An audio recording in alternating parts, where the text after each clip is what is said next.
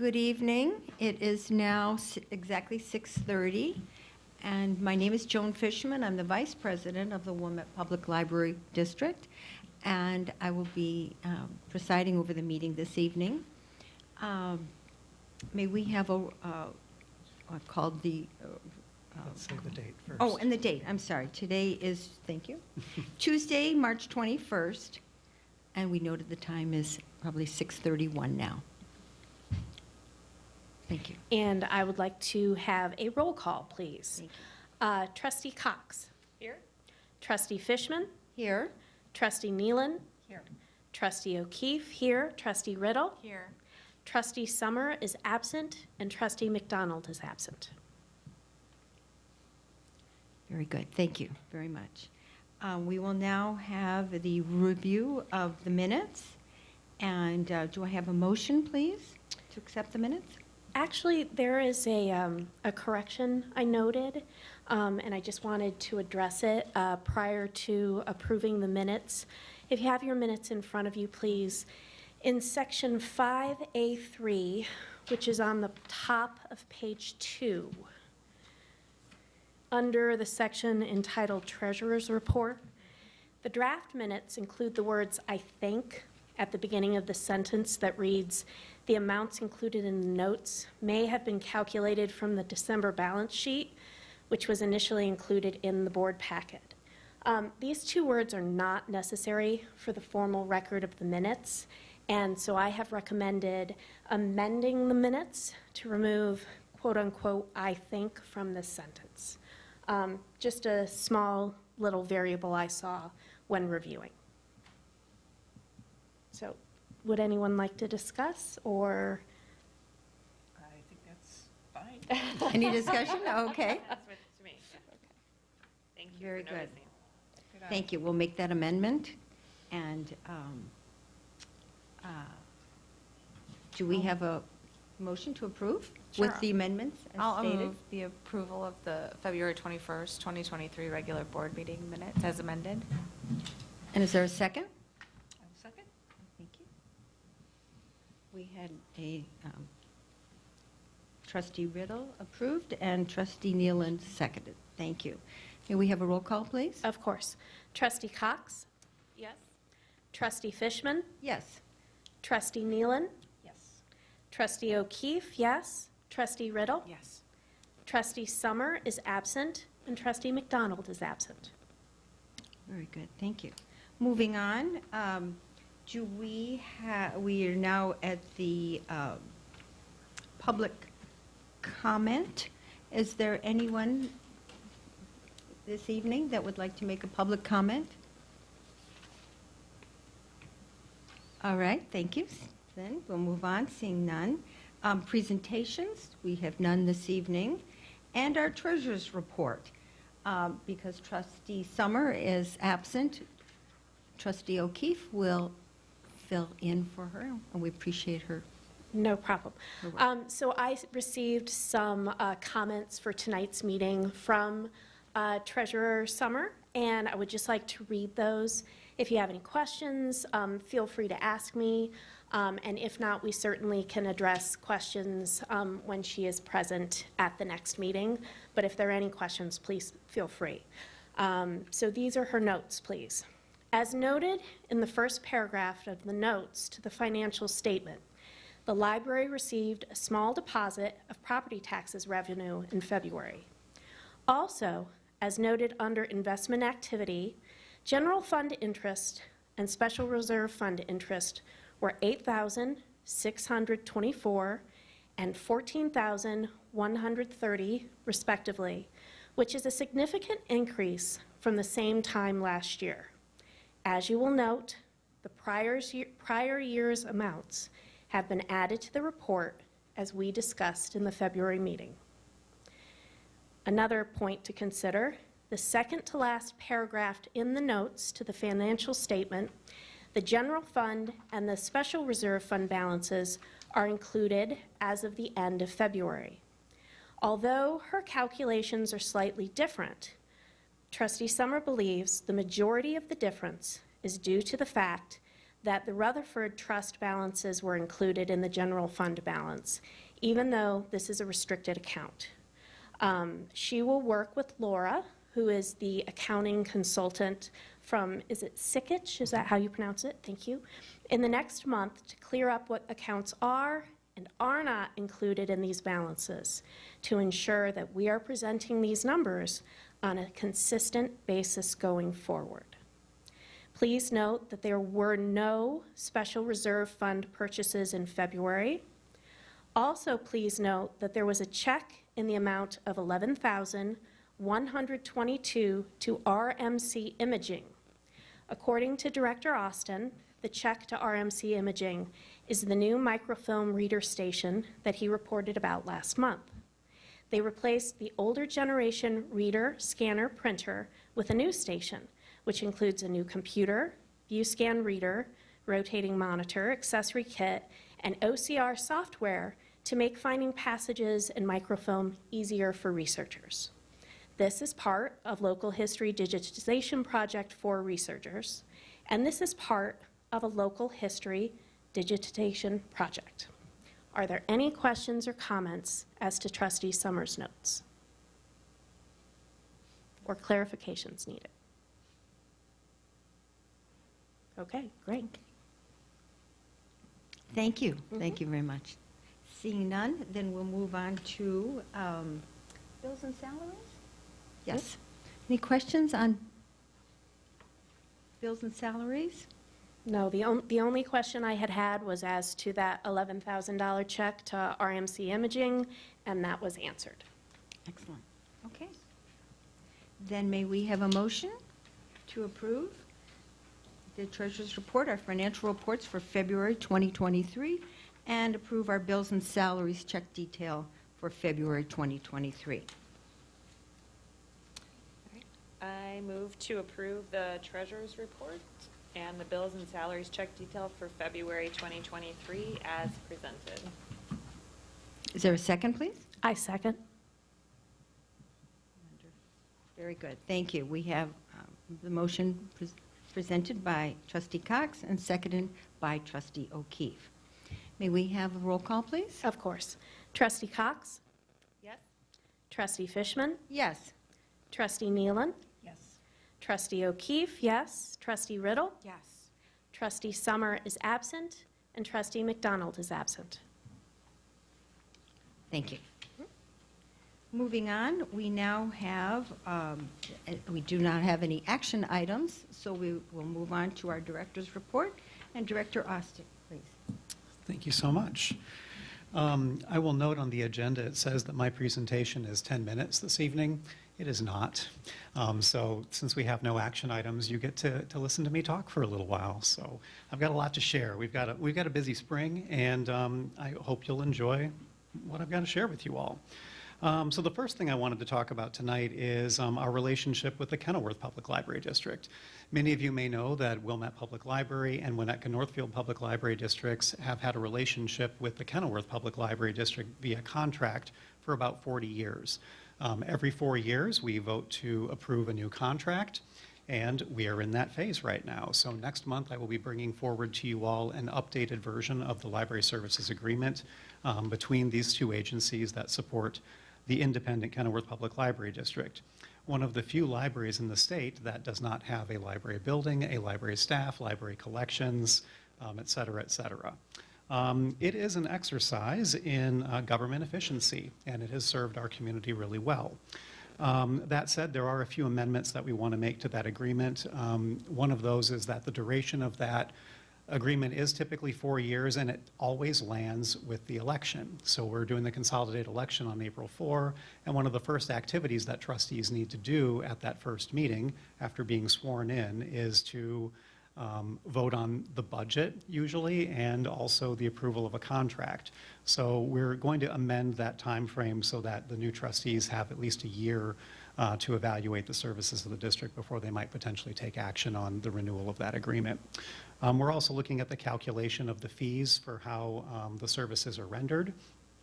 So Winnetka Northfield Director Monica Naprowski and I are evaluating that agreement right now. So I will be sharing more information about that with you at the April meeting. I did mention that there is an election coming up on April 4.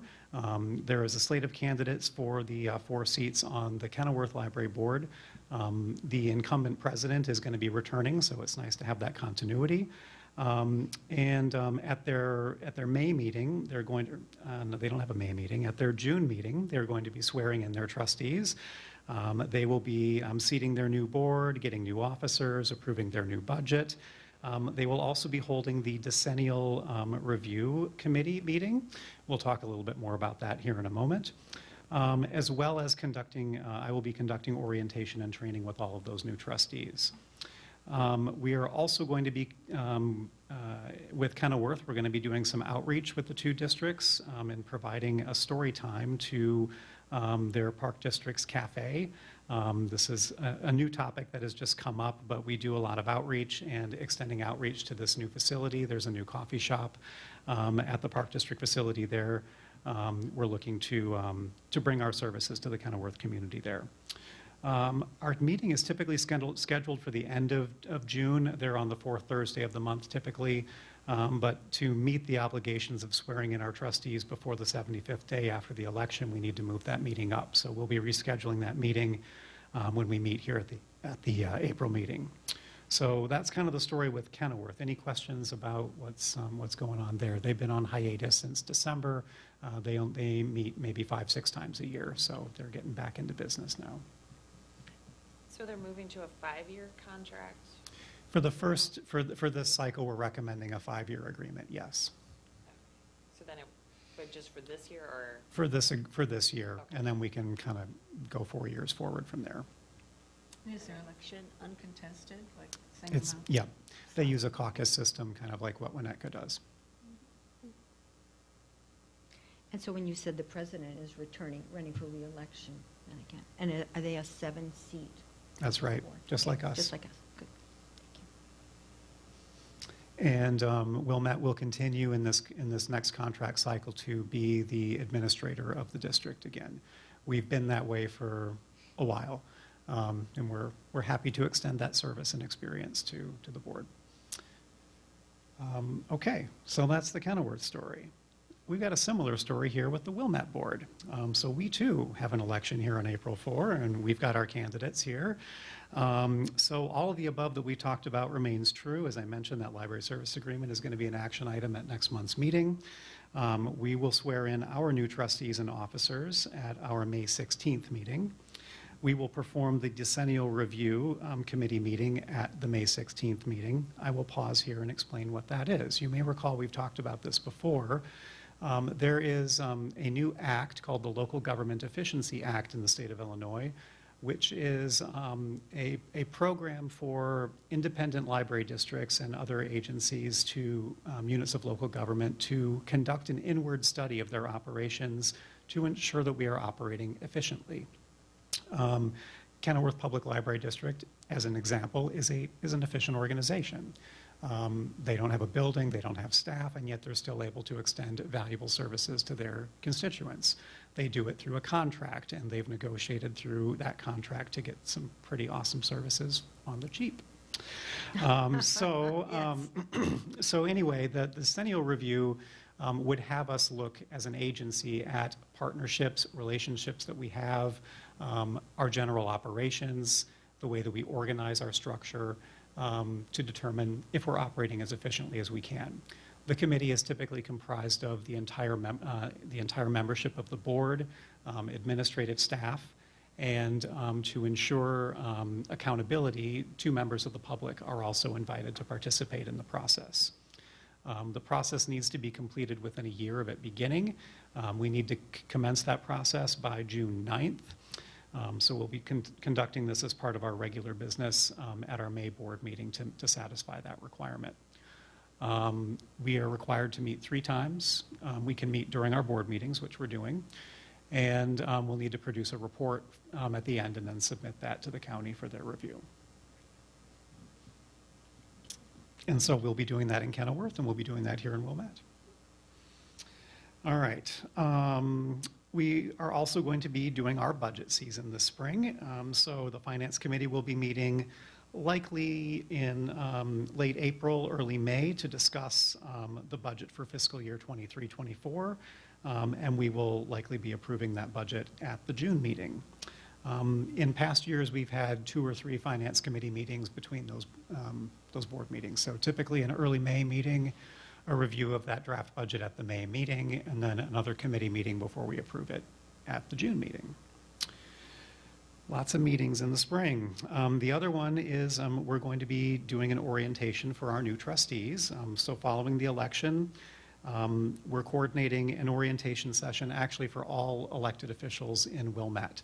So the school districts, the park district, the village, the library, and the township are all going to come together, likely in this room, to meet with a presenter who is going to talk about parliamentary procedure, orienting you to the role of being a trustee, et cetera, et cetera. A number of you have participated in this training before, and the third party that we're using is Nancy Sylvester. She's a certified parliamentarian. I know a number of you have used her before. She's got a great presentation style.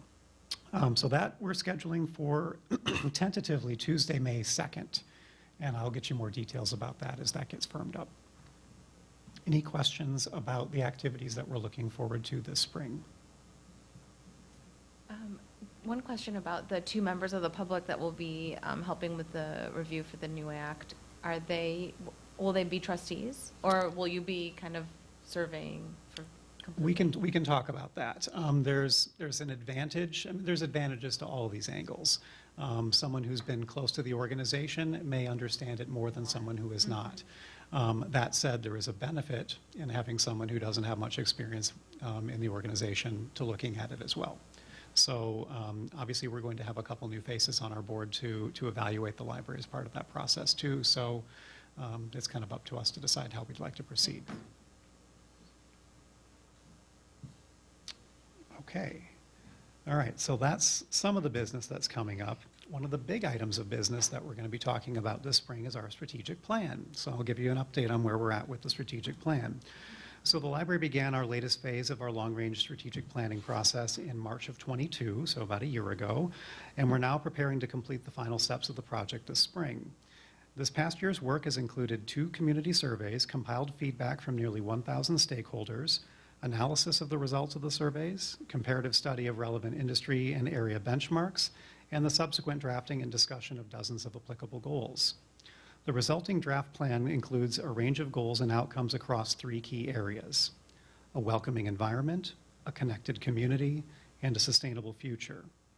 The staff has also articulated the following library values as guiding principles for our plan: champion intellectual freedom, promote literacy and lifelong love of reading and learning, advance inclusion, diversity, equity, and accessibility, cultivate strong community connections, establish and maintain valued partnerships, promote stewardship of sustainable practices, curate vibrant collections and experiences, deliver specialized services and programming, continuously evaluate, adapt, and innovate, and act with courtesy, initiative, creativity, and flexibility.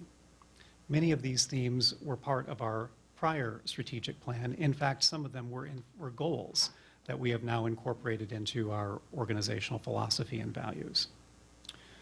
Last week, the leadership team met to review our first draft of the plan, which remains in draft format.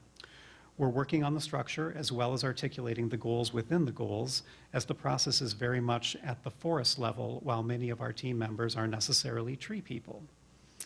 We're continuing to reflect on our current needs, emerging trends, and exploring operations and aspirations to better articulate and align our mission, vision, and guiding principles with our plan for the near future. Staff will have opportunities to meet with leadership to learn about the process, the big picture, and to see where the details fit within the broader goals shortly, likely in the next week. I'll be meeting with community partners to review our goals and plan with those key partners, as well as recognizing that those partnerships are an important element of our approach. We're also preparing materials to share with the public, both in person and virtually, before the plan is presented for approval. Concurrently, the board will review the plan to ensure that it reflects the community's aspirations for the library and the organization's capacity and steps to meet those goals. We anticipate that the final plan will be presented for approval in the coming weeks. Any questions about this brief overview of the planning process? I do, Anthony. I don't know if you're able to share, but who do you see as our key partners? I assume the schools would be in the Park District, but are you able to Certainly. share? Yeah, absolutely. So as you know, I did sit on the strategic planning committees for D39's latest strategic plan, and I'm currently working as a community partner with the Park District. So naturally, we have existing relationships with them, and we want to get their feedback to see where our plans overlap. Clearly, we're studying all of their planning processes as part of ours, as well as the village.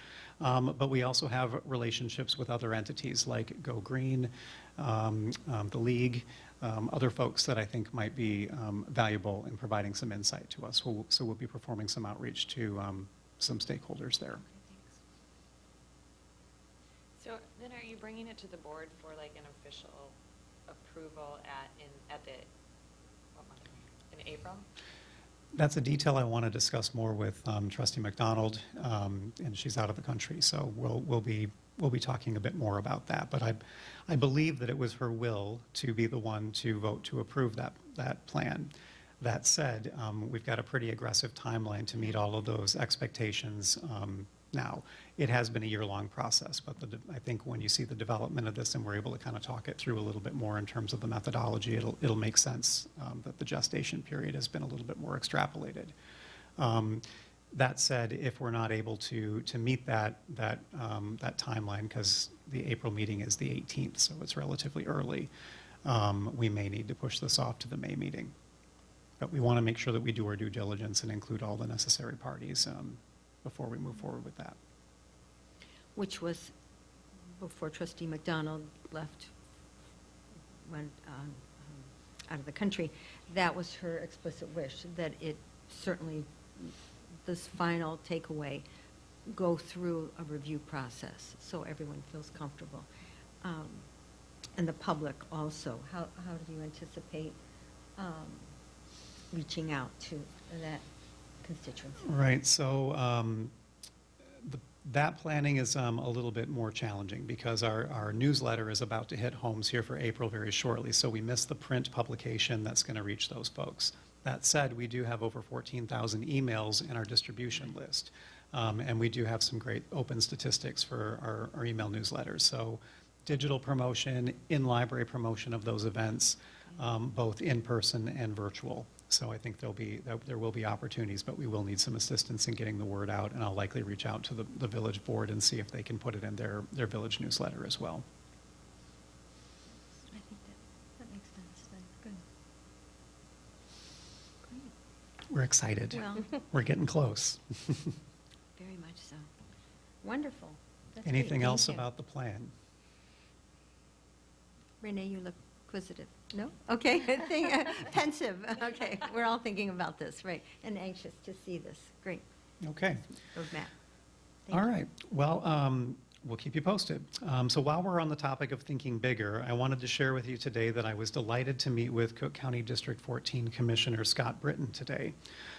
His office reached out to me and said that they're making a concerted effort to reach out to all of their new constituents. You may know that New Trier Township was added into District 14 in the November election, so he is going out and engaging with all of the new government bodies that have come under his auspices. So he's been meeting with a number of area libraries, and we were on his schedule for today. So I learned a lot about his recent work, there were 3 items that he shared, and I'm going to circulate some of the materials here. Sophie, I got a couple coming your way, and a couple going this way. Thank you.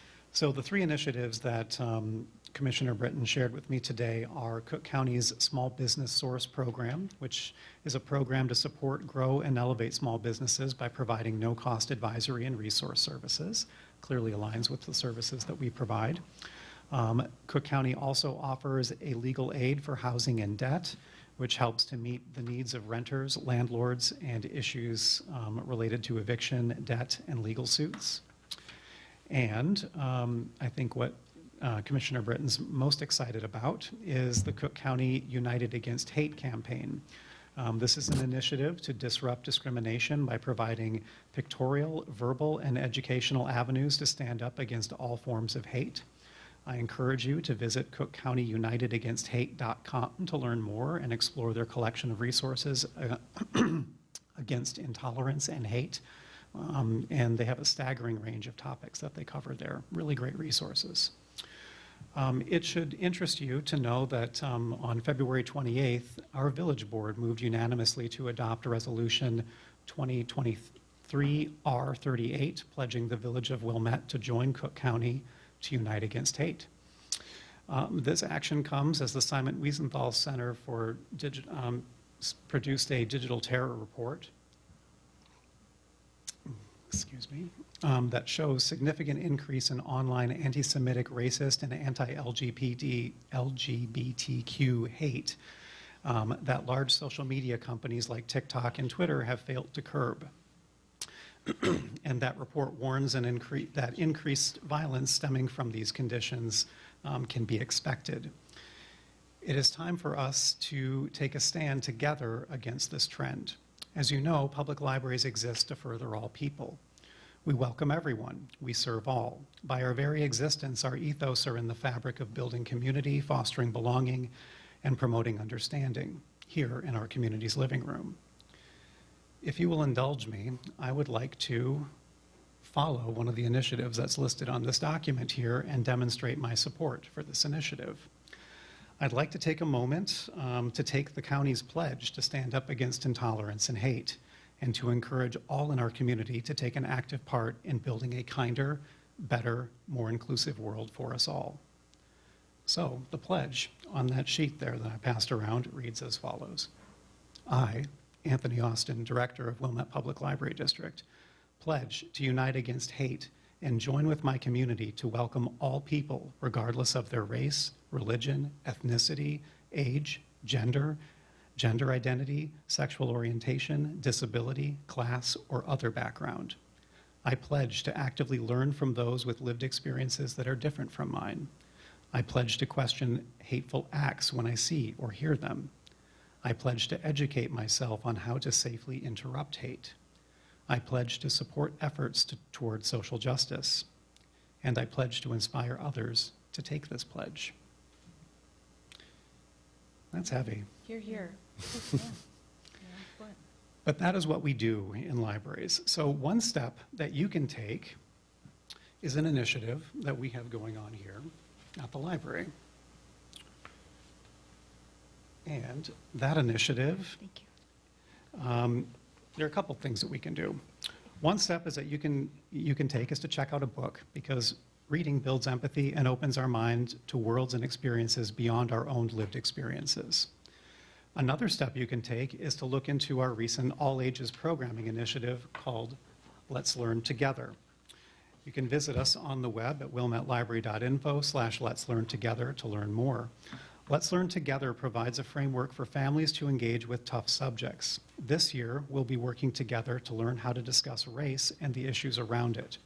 Through literature, activities, expert presenters, participants are encouraged to challenge their attitudes and biases around race and learn the language that they need to talk about it openly with one another. You can attend a family workshop, an adult or teen program, or borrow a take-home kit with family-friendly books and activities. So consider attending one of our Let's Learn Together programs, checking out a Let's Learn Together kit, and start talking about the challenging topics that affect us all. As a village, we took a step together earlier this month at the March 9th Intergovernmental Cooperation Committee, where 9 community service organizations and 7 units of local government began to explore the topic of mental health and its impact on our community. We'll discuss this topic a little bit more after my report. So without further ado, I will get into my report. The first item on my report is a review of our staff day, which I'm really excited to talk about. On Friday, March 3rd, Wilmette Public Library was closed to the public for our first in-person staff development day since 2019. With nearly 80 staff members participating, over 90% of our team was able to attend this essential day of reflection, goal setting, training, team building, and professional development. I thank you all for extending this opportunity to us all when you voted to have us close that day. Thank you. As part of my State of the Library presentation that kicked off today, we took time to acknowledge how much our team has grown since 2019. We've talked about that a lot here, but it was really fascinating to see it in action in this room. We introduced our newer staff. It's been several years now. We welcome back some of our former employees who just couldn't stay away. We talked up staff who recently made the commitment from part-time to full-time. We congratulated all of the staff who've been promoted. And we celebrated over 50 employees who marked milestone anniversaries of 5, 10, 15, 20, 25, and over 30 years. I then briefly outlined our library's operations and history. I provided an overview of our statistical achievements of the recent past, along with projections and inferences from what that data suggests. I provided an overview of our key activities for the next year in terms of human resources, policy, board relations, financial management, and work on our buildings and grounds. Building. I previewed a few upcoming projects, including the building automation system, our telephone system replacement project, and the local history digitization project that we talked briefly about during the Treasurer's Report. I talked about our committees and how that structure is growing and creating more opportunities for professional development and community engagement. I provided an overview of key trends in our industry and in area libraries. I reported on our strategic planning process. And then we had a lively Q&A session exploring a number of topics in greater depth, including our future renovation of the first and lower levels, our evolving services, technologies, challenges, and opportunities. And each step along the way, staff offered mutual praise. It was really amazing, you all. This work culture really sets our library apart from other workplaces, and it was so amazing to see that camaraderie and congeniality that our team shares for one another. It's just an incredibly supportive team that we have. I'm confident that you all see that when you come in here, but it's really amazing, that synergy when they all get together. The balance of the day featured 3 breakout sessions with 3 options for each, including department tours, orientations to new services and resources, and learning opportunities for ASL and yoga for wellness.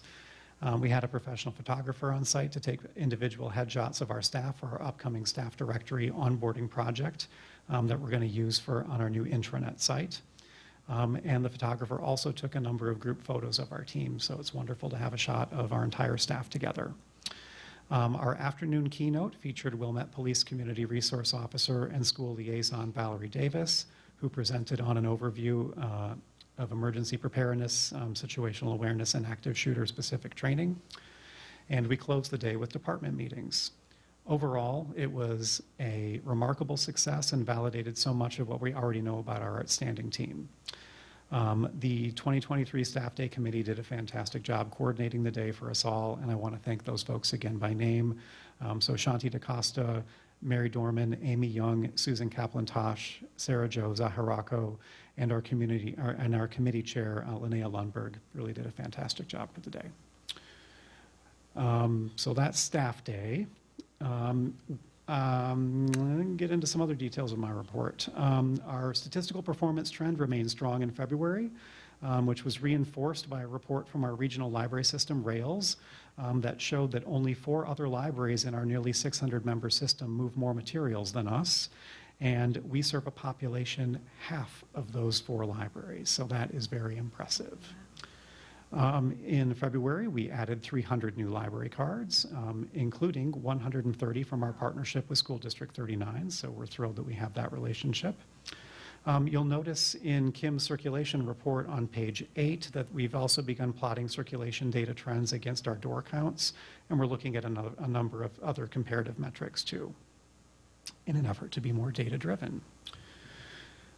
Speaking of data, I've got some numbers for our Winter Reading Club. So Winter Reading, as you know, ran from January through February. And for our youth, we had 184 children who completed reading logs in this year's club, which was up from 121 last year. Children reported 20 days of reading and literacy activities to complete their reading log, and then they received a free book of their choosing. 118 adults and 8 teens participated. 43 of them completed their print form, and 75 took advantage of our online form. Our adult participation was down slightly from 134 last year and 19 teens last year, so we're going to continue to look at how we can reach out to the older folks to participate in this club. As always, the Friends of the Wilmette Public Library again provided funding to purchase our prize books from the book stall, so thank you, friends. And the prize books for the teens this year were supplied from the advanced reading copies that were provided by Krista Hutley's YALSA committee, so it was fun to be able to reuse those items. And the ones that were not used as part of this program were donated to an underprivileged high school in the city. All right. May I just make a quick comment? I liked how they did, it's just a different model, but if anyone else participated, there was a cart for adults to choose from. And I liked that because I felt like it gave me some outside of normally maybe my just going to the bookstall and going to the usual places or, you know, the usual sections that I would go to. So there were a lot on the carts that I had actually already read, and some were like, oh, that's a great idea. I took out my phone and started taking pictures because you could only choose one, darn it. But that was fine. So I think that was a great model. I think you and I picked our books out together after the last meeting in February. Right, right. It was, thank you. I Thank you really to like Friends. the online form to submit because when I saw it in the newsletter, I was like, oh yeah, I've read the book, you know, and so it was easier to keep track of than paper. Great. Yeah, it was good. Awesome. Well, thanks again to the Friends. And so speaking of the Friends, in February, we announced our annual signature partner event with the Friends of the Wilmette Public Library, and that is our One Book Everyone Reads program. And our selection for 2023 is Now Is Not the Time to Panic by Kevin Wilson. Wilson's latest book explores art, friendship, parenthood, and adolescence. A full slate of programming was shared with the community this past week via our online newsletter, as well as our email newsletter, rather, as well as the launch of our One Book website for this year. So if you go to wilmettelibrary.info/onebook, you can see our 2023 selection and all of our programs and events listed there. We're excited to share and explore this book with the Wilmette community this spring, and Kevin Wilson will be speaking here virtually on Thursday, May 11th, in conversation with radio personality Allison Cuddy. All right, there are tons of other details in my written report on the outstanding work of our team in the past month, so I'm going to pause here for questions and comments. But before I do want to add one more item, and that is that we are excited to announce that we have hired Kathleen Blair as our next Adult Services Manager. Kathleen comes to us with 17 years of experience in adult services, including her most recent role as Assistant Department Head of Fiction AV Teen Services for Mount Prospect Public Library. She supervises a department of 14 and directs a team dedicated to advisory, book discussions, collection development, and reading program design. Kathleen also brings her background in education, having taught English and literature to grades 6 through 12. Kathleen will start here on April 17, and we are eager to welcome her to our leadership team. This also gives our current manager, Jill McEwen, an opportunity to finally pursue her exciting venture as our newly minted senior services librarian. Jill developed this position last fall in response to a growing need for this specialized role in our community, and we're excited to see her fulfill her vision beginning May 1st. So congratulations to Kathleen and Jill. All right, now I'm going to pause. Any questions or comments regarding my report? There is so much going on. You know, we should say something so you can, you know, have your water. Take a break. I just turned my copy in on the way in, so there's one more back in circulation. Oh, good. I know that there's a lot in circulation, but there's a little bit of wait list. It was really good. Awesome. All right. I do have a question. What was the process? I'm delighted that Kathleen's coming on and delighted that Jill is seeking another avenue. But what made you turn the corner to say, we really do need someone geared towards our senior services? Was there an impetus, or was there just reflection on our aging community, or, you know, what triggered that? Sure. So part of that was born, I think, as anecdotal. It just is direct service that we provide. So obviously, we do extend a lot of outreach services. Over the course of the past several years, we've had turnover in some of our team. Some of the folks who provided those services have left holes, and as we begin to fill those holes, we begin to recognize there are opportunities for us to fit more of those needs. That was part of it. Another part of it is, you may recall last year, we did a study of our demographics in our community as part of our strategic planning retreat, where we got to know our community a little bit better. And we did recognize that one of the largest growing portions of our community is our senior community. We also recognize that there are partnership opportunities in some of the living centers around our area that we haven't quite fully actualized, and that's been on our list for a long time. I would like to also extend opportunities to move our collection out of our building in a more coordinated fashion. When I first started working in libraries almost 30 years ago in Hennepin County, one of the strategies that they had there was to establish deposit collections in some partner agencies, where you would take a selection of your collection, 100 titles or so, and say take it over to Mather, for example. And there could be a community bookshelf there. The items are checked out to Mather from the library, and those who live there can just take those items off the shelf and return them. And then after a period of time, a month or so, we come back, collect all of those items, and then deposit another collection there. It keeps our items in collection. It keeps items off the shelf here to make more room for us to display collections. It's kind of a synergistic way of establishing that. Sure. This gives us an opportunity to maybe explore opportunities for more partnerships like that, and to think more creatively about how we can extend services. Parts of our collection that could use more circulation like that include large type, audiobooks, playaways. It also gives us an opportunity to maybe do more embedded programming and outreach to promote more of our digital services too.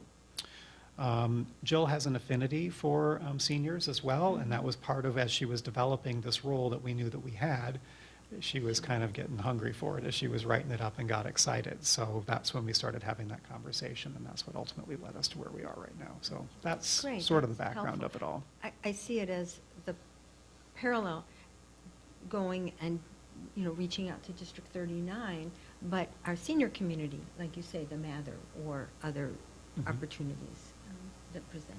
Cool, good, thank you. It's helpful. Anything else for my report? Okay. Thank you. Wonderful. Wow, we just come here once a month, and then so much goes on. We know so much goes on. Thank you to Anthony. I think all of us are delighted to read this, hear this, and see the excitement, or hear about the excitement. Imagine 30-plus years that someone or some people have been here. Several, many. They like it here. We like it here, and we love our library. So they love working here, which I'm sure was evident. Thank you so much. Great. Next on our agenda is our committee report. And so that is Trustee Nealon, ILA, Rails updates, or ILA. Trustee Nealon, anything to report? I don't have anything, but maybe you do, Anthony?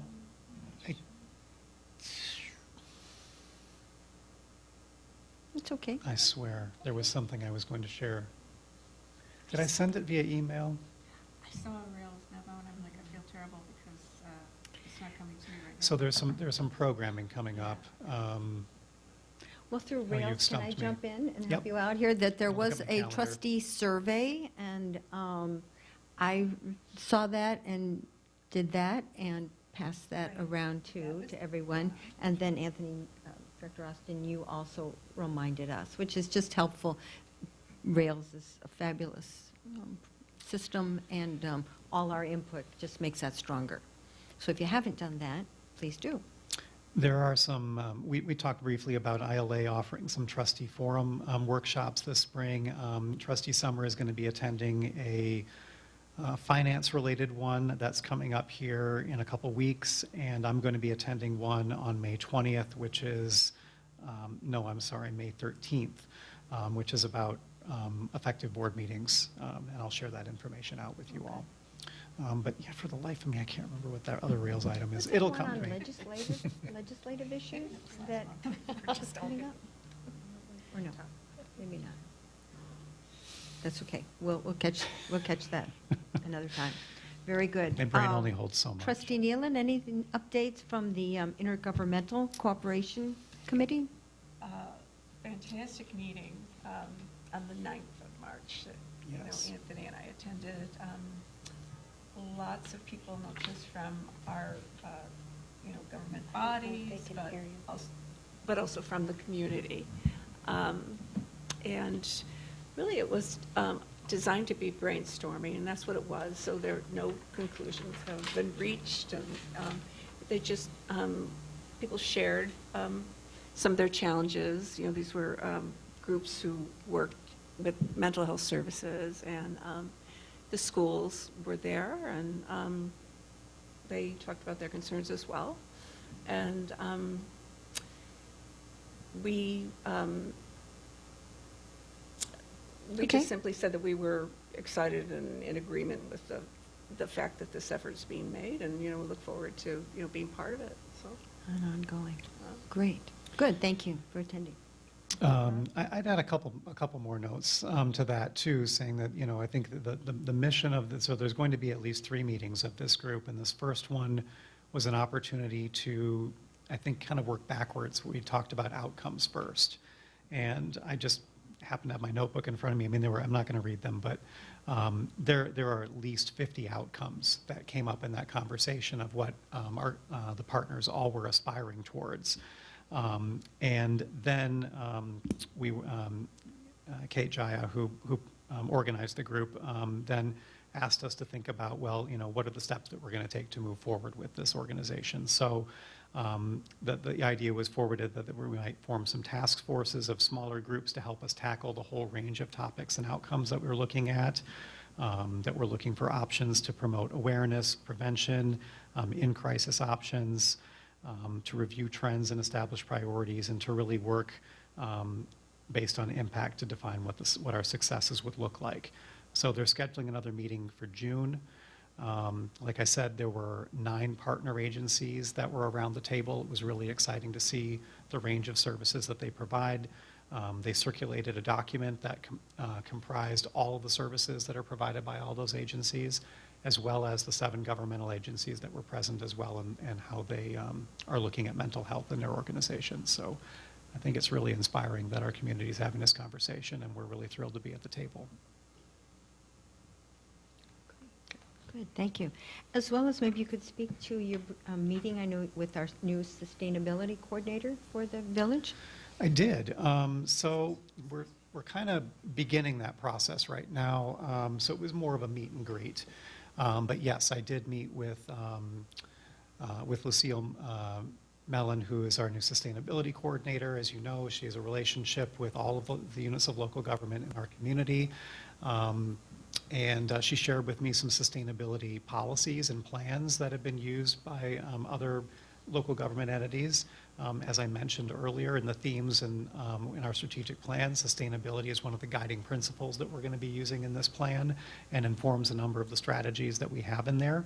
I think it's already kind of been in our blood as a library for a long time, but now we can officially articulate it as part of our strategic planning. That will help to inform our process. She has a lot of ideas. She's very creative and intelligent, and I'm really looking forward to learning more about how we can develop sustainability here. Fabulous. Thank you. Oh, good. Let's see, the next is our information items. Comments from suggestion boxes will be circulated. I didn't have any comments from the suggestion okay. box. However, I did have feedback from the Staff Day Committee. They gave me a letter and a note as a handoff, so if you're interested in learning a little bit more about insight from the team about Staff Day, you can see what their thoughts were, so I'll circulate that. But yeah, we didn't have I'm anything in just the gonna comment box. Give a little tease. Thank you so much. We're grateful. What a wonderful day. What can we say? Fabulous. Great feedback. Thank you. Okay. Good. And then, as Anthony mentioned, we have an information item Point B, 4 seats on the, coming up, April 4th, and 4 full-year terms. And I think we all know who's, or should I go back through that once more time? Myself, Joan Fishman, Renee Cox, Carolyn Sennett, and Maria DiLorenzo. So 4 names on the ballot, April 4th. Centennial early voting started yesterday. So there's the opportunities, and voting is available Monday through Sunday. So lots of hours to vote. I will add that the League of Women Voters has a really great guide that is posted. The North Shore Record has also posted a guide today on their page. Encourage you to become educated about your candidates and to vote. And if you're in one of the precincts that's represented in this immediate area, Wilmette Public Library will be your location on April 4th. So we will open here for the polls, for the folks that are managing the poll at 5 a.m. so that we can have the polls open at 6 for people to vote. Wow, a long day. I know there was some, a little bit of question about entry to the building. Will that be, that's maybe It'll not be pretty clear determined. to It'll be folks, clear. but there is a door in the back of this. This is the room that you will vote in. There's a door at the back that has a stairway that goes up to the outside, so you don't have to go in through the main entrance. You can just park in the parking lot and come straight down in the hours before the library opens between 6 and 9. After that, just come in the main entrance and come on down and vote. Are there any, though, one to let someone know if they needed an accessible? Yes, ma'am. We have an elevator just over here, and we will have staff posted to Excellent. help get folks that need In accessibility. those early hours? You bet. Okay. The polls open at 7? I At believe? 6. 6, okay. Very good. Okay, thank you. Our last point on information items was all about One Book Everyone Reads, and we're all set in that department. Any new business? All right. Seeing none, may I have a motion to adjourn? I move that the board adjourn this meeting at approximately 7:20, 22? I have. 7:22. Okay, All perfect. those. A voice vote is acceptable. All those in favor? Aye. Opposed? None. All right. Our meeting is adjourned. Thank you very much. And Thank Thank you all. Thank you. Staff.